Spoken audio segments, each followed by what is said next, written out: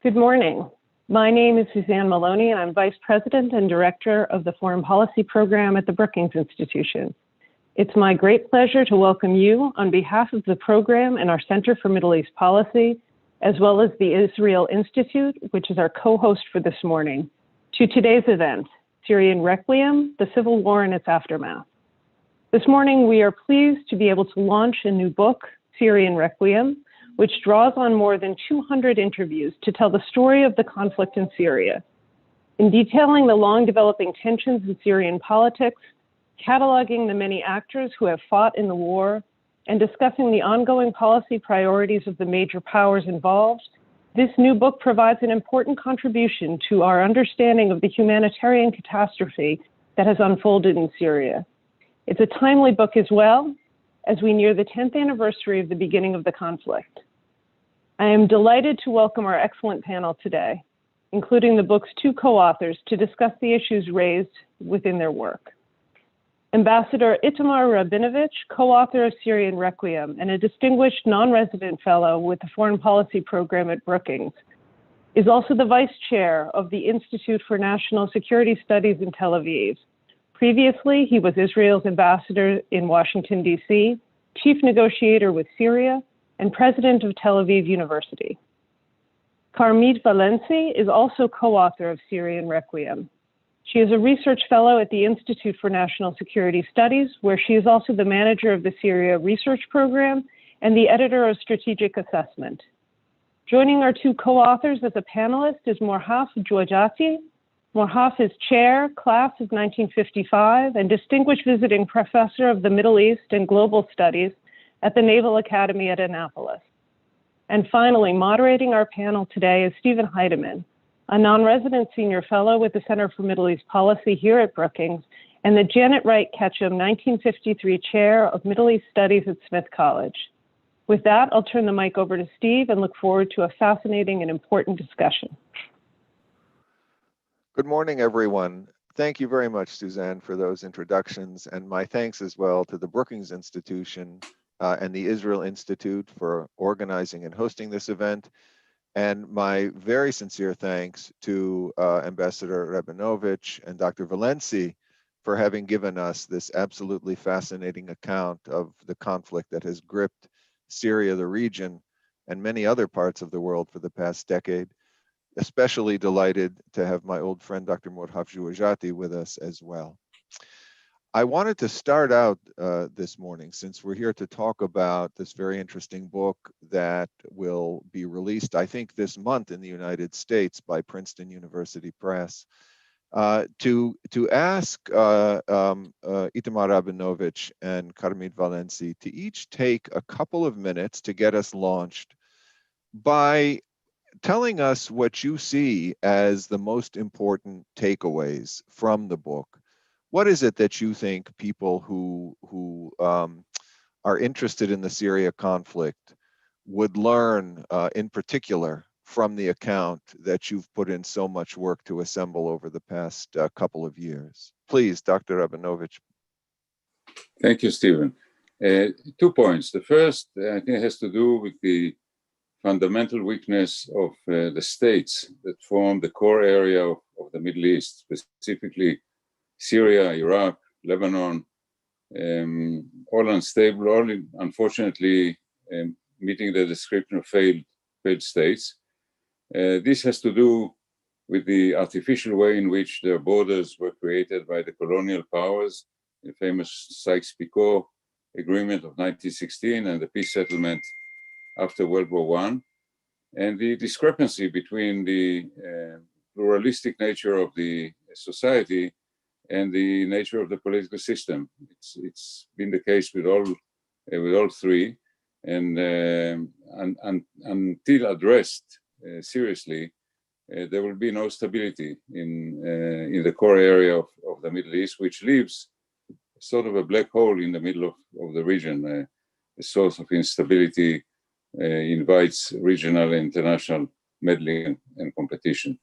The second has to do with US policy, the flaws of US policy, both under President Obama and President Trump, in different flaws, but the US has played a partial, limited, sometimes negative role in the crisis. Has been a subject of a heated policy debate, and I would say legacy debate will be in the United States, and confronting the Biden administration as it is putting together a Middle East policy now. Thank you very much, Carmine. Good morning and shalom. It's great to be here with you, even if only virtually. I'm delighted that we can have this conversation. So thank you for this great opportunity. I would say that one of the most significant thing I think that we can take from the book is that, as the title of the book implies, the Syrian crisis endures. From our perspective, Syria is unlikely to be put together again anytime soon, and remains a divided and unstable theater, I would say. It is true that President Bashar al-Assad remains in power, but is more of a survivor rather than a winner. He's entirely dependent on Russia and Iran and faces multiple challenges, competing with multiple actors who operate in Syria. He only controls 60% out of Syrian territories, and even there, he's not able to fully govern, and he does not have the adequate resources to govern these territories. I would say that one of my personal conclusions from the book is that I don't think that there is a future to Syria under Bashar, and a change regime, I would say, is a fantasy. Bashar, as of 2021, is a dictator on steroids. Of course, more paranoid than he used to be. And Assad continues in his oppression and violence, including arrests, disappearances, and persecutions of individuals suspected of disloyalty. Instead of reconstruction Syria, he rehabilitates his army and strengthens its internal security apparatuses in order to generate fear and deter the public from further social unrest. So learning Bashar characteristics and history, this is my take on this one. And finally, I would say that the international community should have done and should do more to resolve this conflict. Sitting on the sideline and watch the grim situation of the Syrian state and its people is just not enough and does not make any sense. I believe that the world cannot wash its hands of Syria. It must deal with it and secure a better future to this poor state and, of course, the poor Syrians. Interesting, both of you. Thank you. So we have a regime that is aggressively working to reassert itself along deeply authoritarian lines.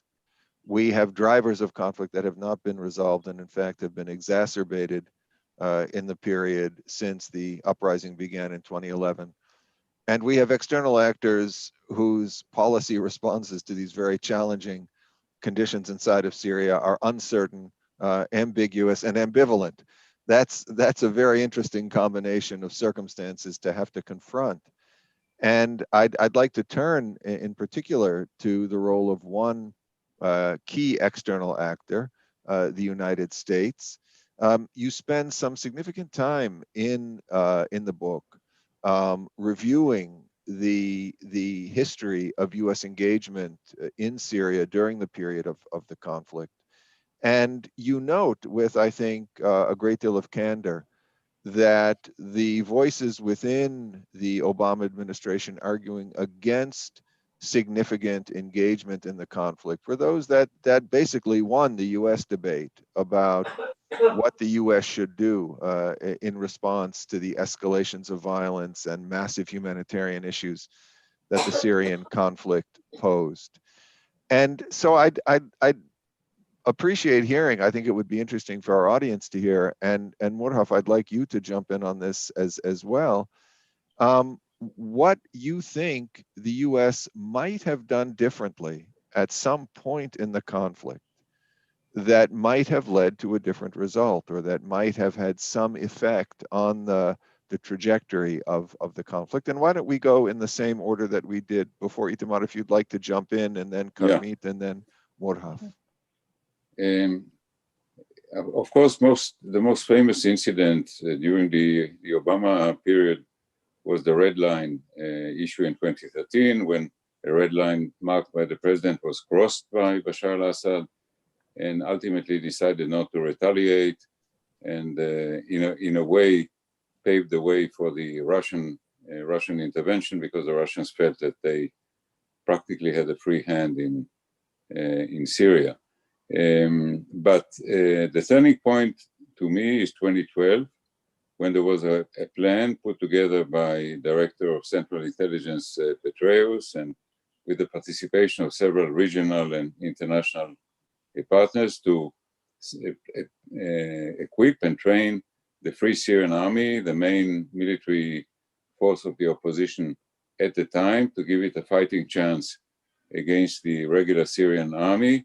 And it was supported by Secretary of State Clinton and not supported by President Obama.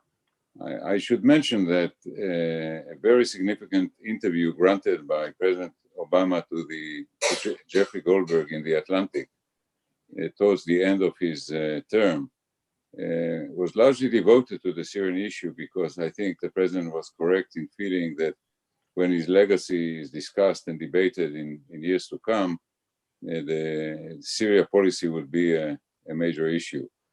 When President Trump came in, he was totally uninterested in Syria, wanting to pull the troops out. He had a peculiar relationship with Turkey and President Erdogan. One would not have imagined the U.S. president telling the prime minister of Turkey, or the president of Turkey, if you want Syria, you can have it. We are going out. Very peculiar way. And a very interesting point is in a way, the deep state role of the bureaucracy, not deep state in the QAnon sense, but in the sense that the bureaucracy actually manipulates the president, because as I think Ambassador Jeffrey was very open in admitting recently, they did not agree with the president's policy and manipulated it, persuading him in different ways to keep a small number of US troops, which gives the US actually a lot of leverage in Syria. They, with small military presence and a partnership with the Kurdish militia, they control more than 20% of Syrian territory, the oil fields, and have a say at the table. So, to tie to the current discussion of the Biden policy with regard to Syria, I would hope that as part of a larger Middle East policy, in the context of crafting a different relationship with both Iran and Turkey, the administration will find a way to formulate a more effective Syria policy. Thank you. This question about leverage is one that we should probably come back to. And Karmit, before you jump in, I'd just like to point out to all of our viewers that if you would like to ask a question, please use the chat function to do that. We will be taking questions, I hope, toward the end of the moderated component of our conversation this morning. So please feel free to ask questions if you have any. Karmit, please proceed. So I think that the U.S. policy had a significant impact on the course of events in Syria. And from the very beginning of this crisis, the U.S. faces a dilemma, which the United States did not want to intervene militarily in the conflict, but could also not accept the human tragedy there. U.S., of course, played a leading role in building the international coalition against ISIS, but it objected to any direct participation in the conflict or to a direct fighting against Assad. And as Itamar mentioned, the crucial American decisions with regard to the Syrian rebellion were made by President Obama in 2012 and 2013, when he overruled the plan to arm and train the opposition, most prominently the Free Syrian Army, and when he decided to ignore his own red line and to refrain from basically penalizing Assad for massive use of chemical weapons against his own people. Obama found a way to resolve this issue by dismantling the regime chemical weapons arsenal, and this was to be one of the most important turning point of the Syrian crisis, I would say. And it also, Obama's decision also paved the way for Russian military intervention and inflicted a deadly blow on the more pragmatic element of the Syrian opposition, and we all know how this development ended. So I think that the United States, again, refraining from any military action that could be seen against Assad regime is a very important point in this regard. Surprisingly, I think that this policy adopted by Obama's successor, by President Trump, though it is worth mentioning that Trump administration twice responded militarily to the regime chemical attacks on civilians, and by that he disapproved the Obama thesis that punishing and deterring Assad would only lead to invasion and occupation. Regarding Biden, I think the new administration still seems to be debating the right way to approach the Syrian issue. Recent statements by advisors of Biden indicate the intention to keep the American troops. There are about 2,000 troops in Syria, on Syrian soil, and also to increase the pressure on Assad in order to lead to a change in his policy, but this is yet to be studied. I think that one of the first things that the Biden administration will need to do is to boost the diplomatic process around Syria issue and to act far more assertively and decisively on goals set out in UN Resolution 2254 of December 2015, which basically drafts the roadmap for peace process in Syria. And I also think that the new administration must commit itself to punishing militarily any renewed campaign of mass killing of civilian and state terror undertaken by the Assad regime.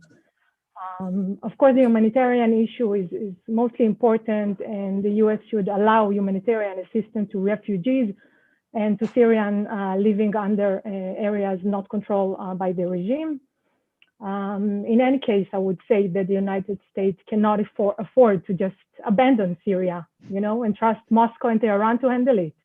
Well, I hope the Biden administration team is listening. Mordoff, what's your sense of what might have been done differently that could perhaps have shaped the trajectory in somewhat different directions, perhaps more positive directions from an American perspective? Thank you, Stephen. And I too would like to thank the Brookings Institution for including me in this important panel. First of all, never in my wildest dreams would I have imagined that I would be so much in agreement with Israeli statements on Syria. But I do want to second both speakers on all these points. With regard to the United States, certainly the Petraeus initiative to train and arm the Free Syrian Army was a very good one, I think. I would like to remind people that the Free Syrian Army and the opposition movement in general never asked and never wanted American boots on the ground. And it was sufficient for them to be supplied with weapons in order to counteract the brutality of the regime. But again, President Obama at the time rejected this initiative. The death blow came when the red line of President Obama was crossed. Here, really, it had sent no uncertain message to Moscow that it could have a free hand in Syria. Had, I think, the Russian government, had it understood that the United States was serious about Syria, there would not have been the intervention of the Russians in order to prop up the Assad regime.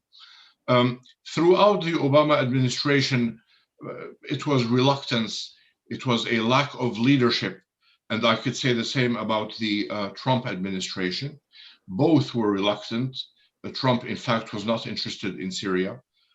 Both lacked leadership on this question.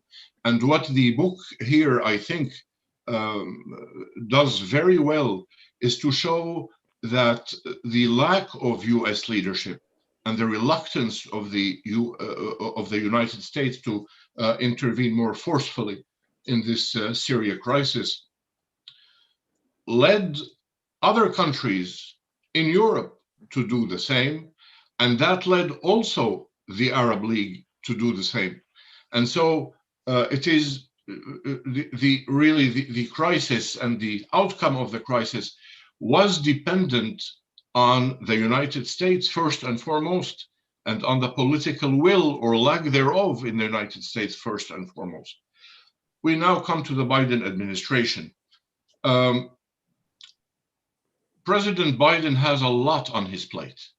There is a national emergency, which is the first and foremost priority for this administration. And there are very many important international questions that are going to occupy his time and the time of his administration. I think that Syria is going to be on the back burner again. And I fear this very much. I fear very much this renewed talk of the United States and its interests in dealing with Iran and with the nuclear issue.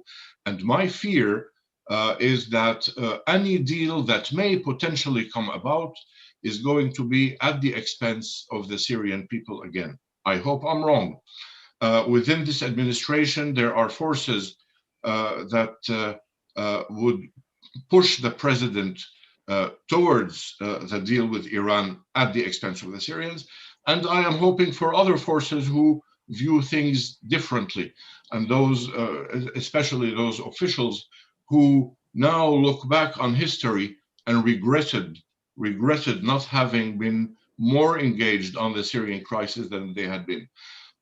All in all, I believe the United States at the very first could have ended the Syrian crisis in a positive manner in a very short amount of time and with a lot less loss of people. May I remind people that until now, 10 years later, there are more than 1 million people who have been murdered by the Assad regime, and that there are 11 million refugees, 6 million of them outside of Syria, and that 70% of Syria's infrastructure has been totally destroyed. All this could have been prevented had the United States had more of a political will to intervene. Thank you all for those comments very much. You all highlight in different ways, I think, and this is a point that's also referenced very directly in the book, that while the Obama administration and to some extent the Trump administration were preoccupied with the costs of engagement, with what the consequences might be, and sometimes, Karmit, as you hinted, or tended to overestimate or exaggerate what the potential downsides of a more assertive engagement on Syria might be, far less thought was given to the consequences of not acting, of not engaging more directly. And I think all of you pointed to important different consequences flowing from not giving adequate attention to the potential costs of disengagement. But one of the big questions that is part of the broader Syria debate in Washington today concerns precisely this issue, Itamar, that you raised, which is leverage and US leverage. And we've just had, for example, a recent op-ed piece written by the former US ambassador to Syria and then ambassador to the Syrian people, Robert Ford, in which he argued that the US does not have leverage, that the US needs to acknowledge that it is no longer capable of influencing the trajectory of the Syrian conflict, and that the Biden administration should make the tough decision, the tough call to distance itself from the Syrian conflict, focus on issues of greater priority, and leave the pathway out of conflict in Syria, resolving remaining issues in the northwest and northeast and the residual presence of ISIS, to the Russians, the Turks, the Iranians, and even to a regime that the US continues to regard as illegitimate for its conduct during the conflict. So if there is a sense that the US should have done more in the past, if there is a hope, Karmit, as you expressed, that the new team will find its way toward a more engaged approach to Syria, if Itamar, as you suggested, the US continues to have leverage, and I tend to share that sense. I do think that the very small presence the US has in the Northeast, it gives the United States far more influence than is often acknowledged. what are the possibilities for deploying that leverage? What is it you think the US can do that would demonstrate to those who are now arguing against engagement that there remains a useful role for the US? What do you think some of the possibilities are for the US to play a constructive role in bringing the conflict to a close on the basis of a political settlement that would more closely reflect the interests and concerns and needs of Syrians as opposed to those of the regime and its foreign patrons? Let me begin, actually, Morhaf, with you this time. Look, there is a great window. Well, great is probably too strong of a word, but there is a window of opportunity here. Given the increasing weakness, you might be surprised, of the Assad regime. Now, most people would talk about Assad's victory and this and that. I don't see it this way. Assad is very much in trouble. Yes, he has the upper hand militarily thanks to the Russian and Iranian assistance, but he controls 60% of the territory. That is not victory to me. He controls about 60% of the population. That is not victory to me. He has now a huge problem with the lack of trust by even his very supporters in how this pandemic is being handled. There are long lines for days to get fuel for heating in this cold winter. People are struggling to buy bread. And so it is an economy that is collapsing. To further aggravate this, there is the collapse of the Lebanese economy on which Syrian businessmen depended. So there is a window of opportunity here to exert pressure on Assad. How do we exert pressure on Assad? Not necessarily militarily, but by cooperating with the Russians, who also, despite their assistance, their military assistance to Assad, are having serious problems with him, and they have voiced that publicly from time to time. So I think at the end of the day, the United States and Russia should find ways to cooperate into bringing this crisis to a close. You know, Morhav, as much as I'd like to think that the relationship with Russia offers us one instrument of leverage, we have tried for years and years to outsource leverage over the Assad regime to the Russians, and it has produced, I'm afraid, very little in the end. But let's hold on that, and raises significant questions about whether the issues that the Russians have with the Assad regime outweigh the sense of Russia's leadership, including President Putin, that the relationship is more important than the issues that it raises for them. Karmit, what's your sense about where we might be able to play a more productive role, where the U.S. might be able to play a more productive role in the conflict, given where we are right now? Well, first of all, I would say again, I think the regime is in a very weak point right now. Not only the regime, but also one of its biggest supporter, Iran, and the Iranian Shiite axis is very in a weakened point. And I think that the international community should take advantage of this weakness. And as Moaz said, this is a window of opportunity that we need to think how to better exploit it. I think that the American troops on the ground, even if only symbolic presence on the ground, is highly important as a deterrent to Iran and to harm its vision to consolidate the Iranian land bridge from Iraq to Syria, and also to defend the Kurds, which are the main actors who actually fought ISIS on the ground. I think it's one of the commitments that the U.S. should keep and be there and protect them. And so I think that it's very important to keep American troops on Syrian ground. And I hope that the next regime will continue in this policy. And again, I think that the main point has to do with the diplomatic process. I think that the U.S. should lead And I do believe that tighter cooperation with Russia is possible, at least in the Syrian case, and contrary to other international issues. I think that they cooperate, but it's not only between the US and Russia.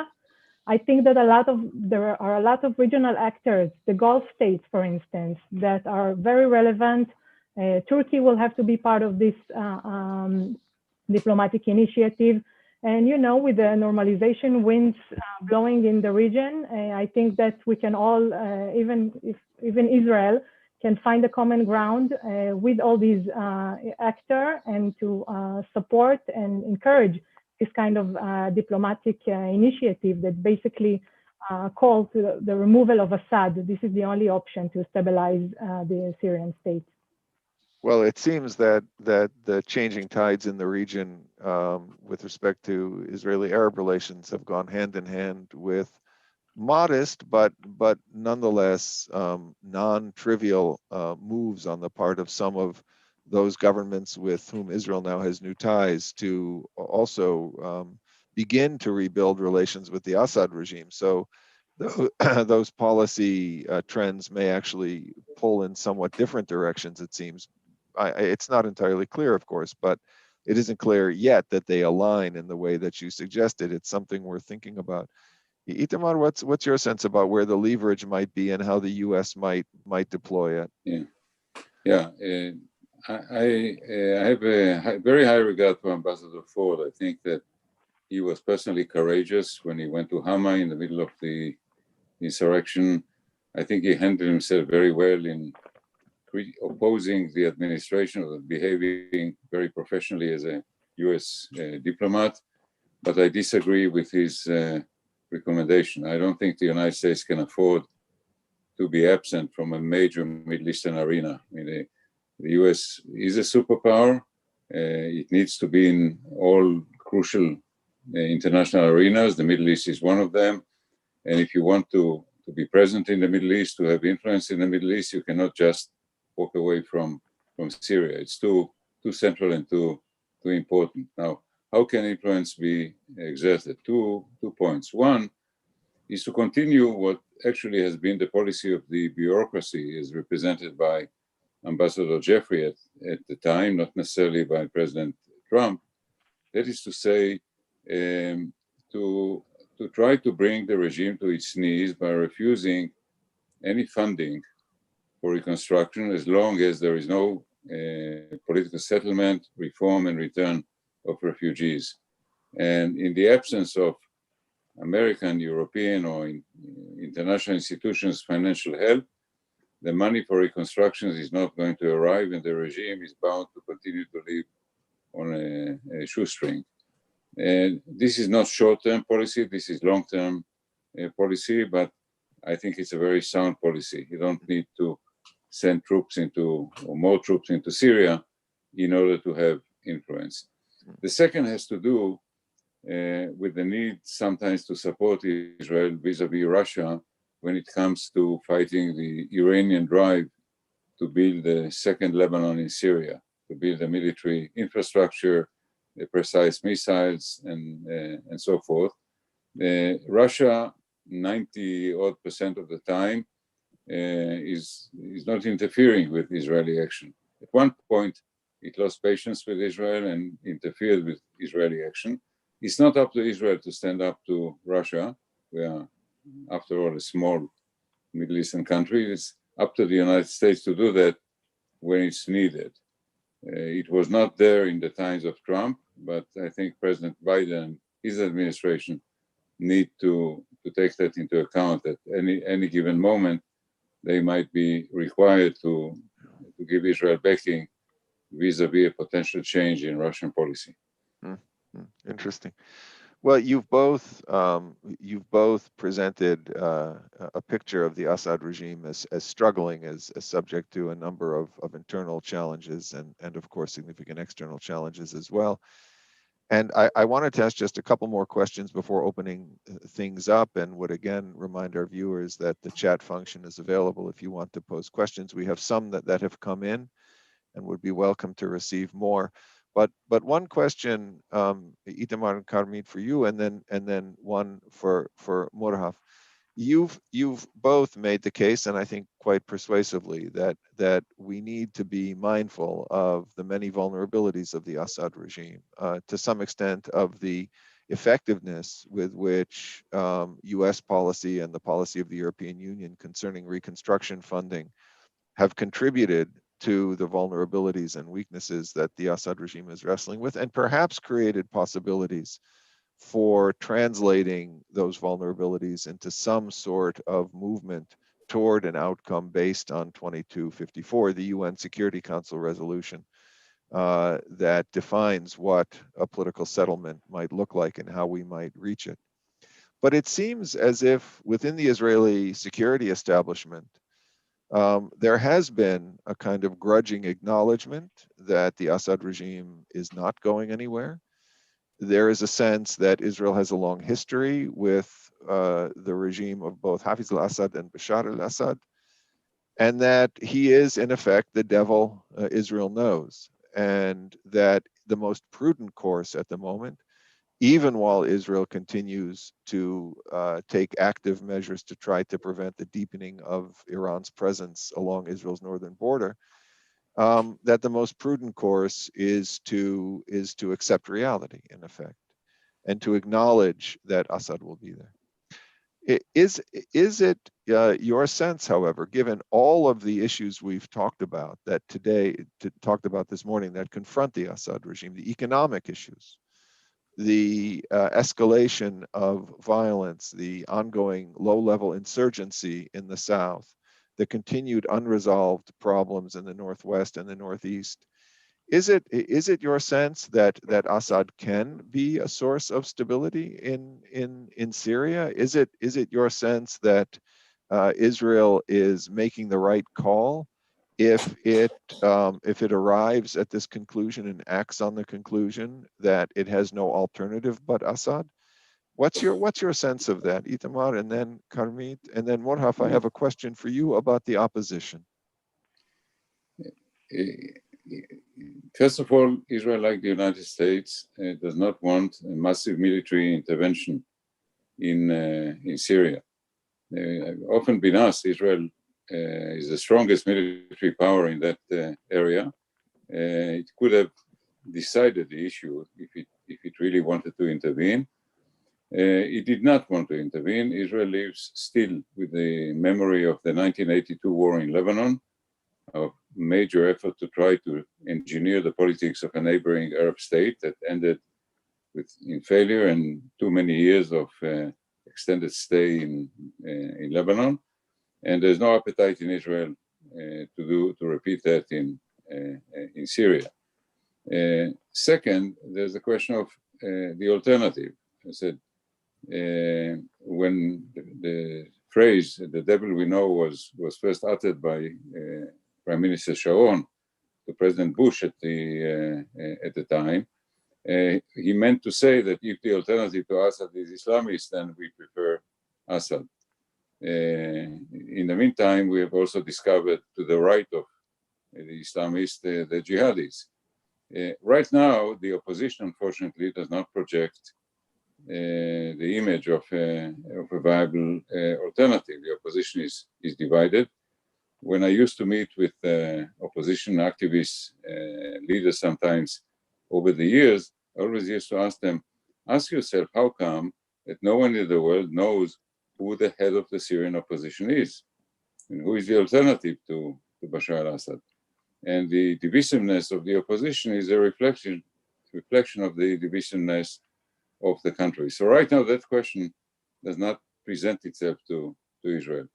And no country in the world wants anarchy on the other side of its border. So right now, Assad maintains a semblance of some order in Syria. He's not challenged seriously by any opposition force. If such a force emerges, Israel will have to make a choice, but that need does not confront Israel right now. But it could, I suppose, in the future. It could. Karmit, what's your take? Yeah, so by not interfering at the initial phases of the war, I think that Israel basically came to terms with the idea that Assad would remain in power and perhaps even serve its interest. And that policy stems from various reasons. First of all, as you said, Israel had the tendency to prefer the devil we know. Obviously, the Assad regime kept the Syrian front quiet for many years. And we just mentioned all the multiple challenges that Assad is currently facing. He's mostly concerned with regaining his hold over Syria. He's not interested in a direct confrontation with Israel. So having said that, I think that recently, I would say the past few years, something has changed in Israel point of view or Israel perception towards its policy in Syria. And I think a lot of us realize that Assad is either unwilling or unable to remove the Iranian presence from Syria. And this is, of course, Israel's main concern, the Iranian entrenchment in Syria, and not only near our border in the Golan Heights, but also in the deep of Syria. And so I think that we realize that Assad is an integral part of the radical axis, and it will not allow or diminish or undermine his relations with Iran. So it was back in 2016 when Israel, I think that for the first time grasped the scope and the extent of the Iranian entrenchment and decided to use the aerial attack and to attack in order to attack Iranian assets in Syria, what we call in Hebrew the Mabam, the campaign between wars. It also involved in more of a humanitarian project, the Operation Good Neighbor, which is Israel basically provided humanitarian aid and support to the Syrian who lives in the southern part of the state.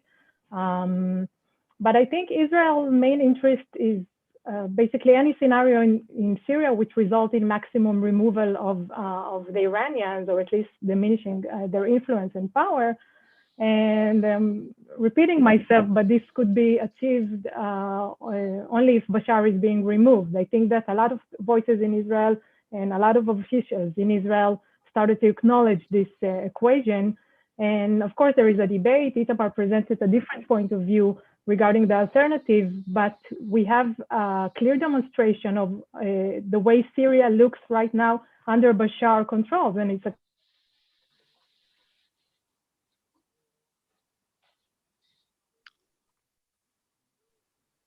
Kermit, you've frozen.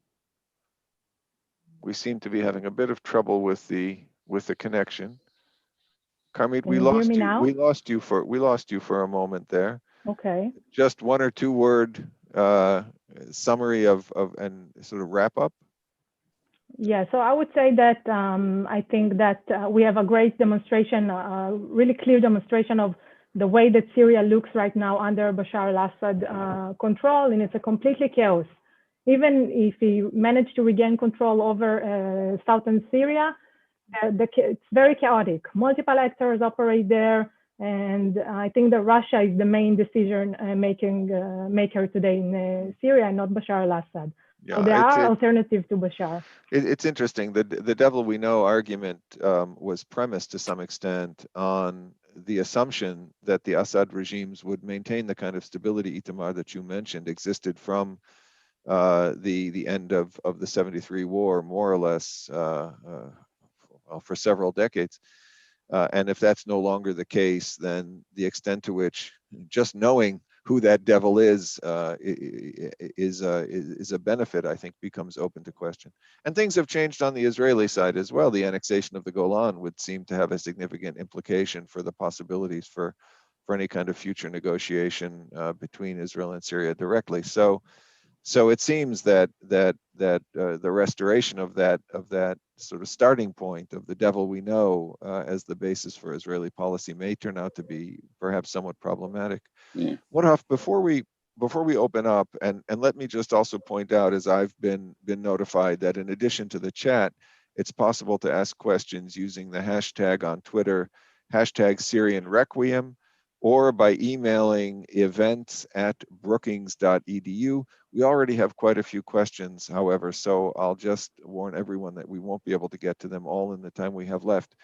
But Mourhaf, it isn't only the U.S. and others who've struggled to figure out what to do as conditions on the ground in Syria have changed. The Syrian opposition has also, I think, struggled on its own with its declining relevance, declining influence, as the Syrian regime has retaken control of much of opposition-held territory, as international diplomacy has tended to wane, as the Astana process became the arena within which so many critical elements of management of the conflict were decided.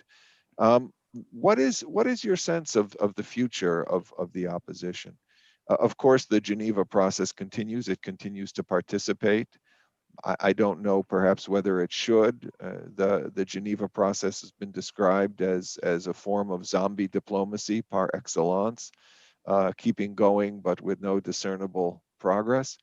What are the possibilities for the opposition now? Should it stay in Geneva? What should it do? What is its role given the current circumstances?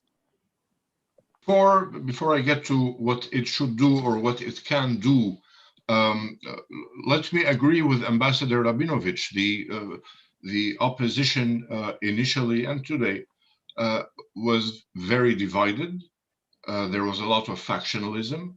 There was political intrigue, and that took away from the credibility of the opposition vis-a-vis the international community, no doubt. But I have to remind you that the uprising in Syria initially was spontaneous, and there was no organization at the time. There were no political leaders, because all the traditional national political leaders have either been killed by the Assad regime or have been exiled or what have you. And so the mere fact that an opposition, a political opposition, arose is an absolute miracle. There has been no political experience for the Syrians since 1963, when martial law was declared and any dissent was snuffed out. So again, it's a miracle that there was a political opposition. The political opposition tried to form a Syrian interim government. The interim government, one of its members was in charge of the Free Syrian Army, and things went well initially until some regional parties put their fingers in the pie and had their own preferred factions to fund, and this is when things began to fall apart. No, it was not an alternative to the Assad regime in the eyes of the international community. Absolutely true. But in addition to this regional playing around with the Free Syrian Army, then there was another whammy, and that is the jihadists, the extremists, the terrorists. And so that fragmented Free Syrian Army was fighting both the Assad regime and the jihadists, furthering and exacerbating the weakness of the opposition. The opposition will not go away and has learned in these 10 years many lessons. And the role it is now playing, and it should continue to play, is a political, diplomatic role to keep to keep Assad's feet on fire, and to remind the international community that Assad, no, is not the agent of stability in Syria. He is the agent of instability. And as a result of these diplomatic efforts, I have to give credit to Syrian NGOs, Syrian American NGOs, who have pushed for the Caesars Act and the sanctions against persons in the elite of the Assad regime. There has been a lot of humanitarian work and rescue by Syrian NGOs in those areas that are not controlled by the regime. There has been a lot of efforts in Europe to bring some of those who have participated in the killing of Syrians to bring them to tribunals, such as in Germany and in Madrid. So the opposition will not go away. It has learned many lessons. It is not strong enough now to be able to act as a state, but it has to render accountability to the Assad regime by constantly reminding the world of what Assad has done and what the future lies ahead if nothing is done against him. Here, we might want to ask the Italian narcotics and customs services of how much drugs are being exported from Syria to Italy, or for that matter, to the Egyptian authorities or the Saudi authorities. If nothing is done, Syria will implode, and that is going to create a further mess in Syria and with its ripple effects throughout the Middle East. So again, and here that dovetails nicely what we were talking about earlier about the Biden administration, which has the choice of either doing nothing and then expecting a further mess, if that's at all possible in the Middle East, or now acting in conjunction with this growing Syrian opposition in order to fix things. Thank you, Morhaf.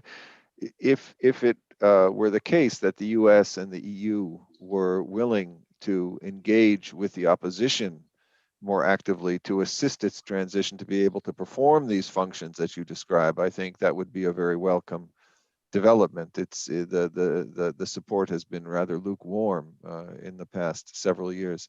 Let me turn to some questions from the audience. We only have about 8 minutes or so left. And one of the questions concerns sanctions and your views on the utility of sanctions, another really important piece of the policy debate, both in the US and in the US and in the EU.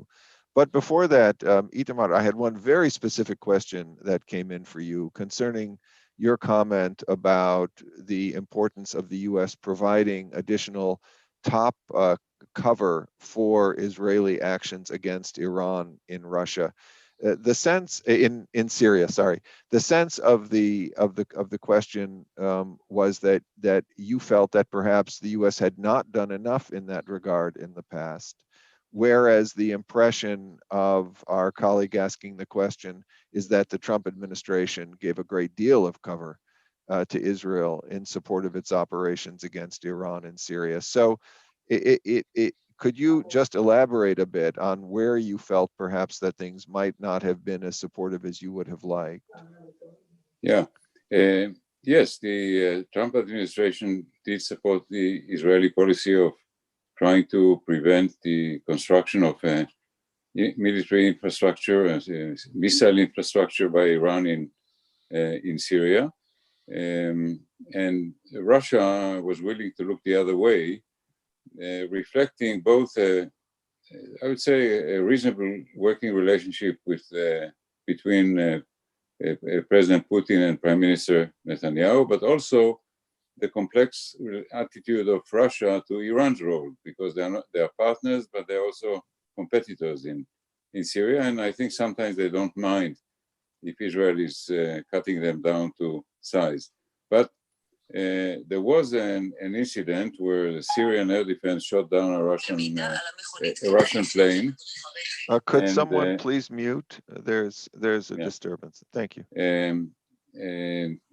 And at that time, for a few weeks, they interfered with Israeli overflights over Syria, and there was no support from the Trump administration at that time. Now, that could repeat itself, and what I meant is that if it ever happens in the future, it would be wise for the United States to give Israel cover or support vis-a-vis Russia, because Russia and the United States play in one league and we play in another.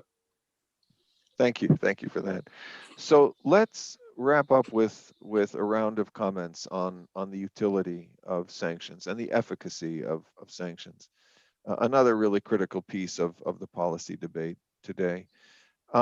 The U.S. policy towards Syria now rests very heavily on sanctions. We've mentioned the Caesar Civilian Protection Act, which was passed into law now about a year ago. And that is only one of a wide web of sanctions that have been imposed on the Assad regime and on specific individuals, not only by the US, but by the EU, by Canada, by a number of other countries, Australia, Japan, England. Each have their own sanctions regimes in place. there is an argument that sanctions are one of the principal causes of human suffering in Syria. I tend to be somewhat skeptical of that view, given the effects of conflict, given corruption, given the predatory nature of the Assad regime. And yet the argument is out there. And we find ourselves confronting the question of whether and how we might ease the burden of sanctions on Syrians all the time. In fact, a former ambassador to Lebanon and deputy secretary of the UN for political affairs, Jeffrey Feltman, argued recently with a colleague for a strategy in which sanctions would gradually be lifted in exchange for compromises or concessions toward a political settlement by the Assad regime. What is your sense of the efficacy of sanctions? What role do they play? How might we leverage sanctions? And I'm going to have to ask you all to be rather brief in your responses, if you don't mind. And let me begin this time with Karmit, and then we'll shift to Murhaf, and Ambassador Abinovich will give you the last word. Well, dealing with the authoritarian regimes, I think that economic sanction is a very limited and less efficient tool, because I am thinking about both about Iran and Syria when I'm answering this question. And as you said, I mean, the economic sanction on Bashar al-Assad did not, and his inner circle and his families and so on, has not basically changed his behavior, changes his policy towards anything. He continues to do whatever he wants in order to secure its survival. So, and arguing that the sanction that was the main cause for the economic hardship in Syria is ridiculous. There are so many other factors and explanation for this, as you mentioned, corruption and so many others. So I don't think that on the one hand, they are quite effective, but on the other hand, they're not what brought Syria to this grim economic situation. So we should definitely think using other methods, other measures when dealing with this kind of regimes, including the case of Iran. Thank you. Murhaf. To the critics of sanctions, to those who think that sanctions are hurting the Syrian people, don't take my word for it. Listen to Assad, who said it publicly, that it is not the Caesar Act and sanctions that have led Syria to where it is now. And he's right.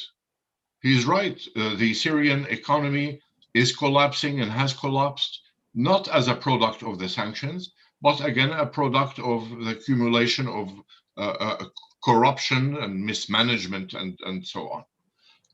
It is a tool of diplomacy, and it is cost-free for the governments who impose it, and it reminds those dictators who engage in the murder of their citizens that there is accountability, there is punishment, and I cannot imagine that there would not be sanctions against a genocidal regime. And so I think sanctions should not only continue, they should be intensified. And as Ambassador Rabinovich said, reconstruction and the financing of reconstruction should be denied until such time that the regime make compromises. I agree with Dr. Falensi that at the end of the day, survival trumps or mitigates, or dictators rather look to their survival more than anything else. I absolutely agree. But we have to use all the tools, including those diplomatic tools, in order to bring the crisis to a point where it is not now. Thank you very much, Murhaf. Itamar, the last word. Yeah. Sanctions have a limited value, but they have value, symbolic and actual, and it's part of a policy of pressure. Murhaf Juvejati just mentioned. It goes hand in hand with the denial of financial aid for reconstruction as long as reforms are not introduced. And it's a long haul policy. It's not going to have immediate effects, but in the long run, it's the only option for a policy that doesn't want to use military means and has to rely on diplomatic means and economic sanctions. Well, that brings us to a close. So let me end by thanking all of you, Itamar, Karmit, Murhaf. You've given us enormous insight and a great deal to think about. I encourage all of you watching to look for the book, Syrian Requiem. It will be available very soon if it's not already out in the United States. And my thanks as well to our hosts at the Brookings Institution and the Israel Institute. My apologies to those of you who posed questions we weren't able to get to. I think you'll agree this has been a very substantive and interesting and productive exchange. Goodbye to you all and thank you. Thank you, you. Stephen. Goodbye. Thank Thank you. you.